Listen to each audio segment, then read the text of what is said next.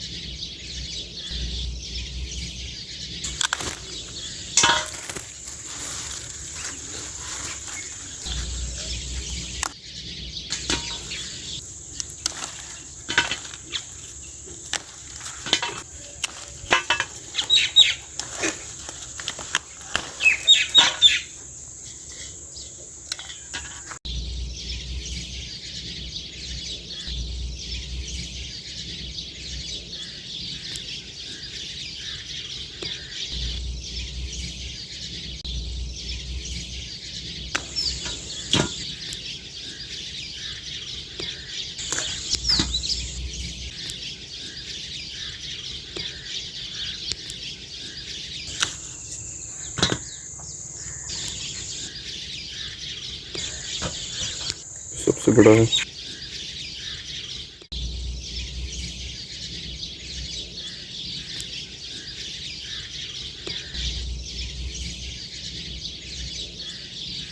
तो हमने बैंगन निकाल लिए, तकरीबन 10-15 दाने हैं, 10-12 दाने हैं।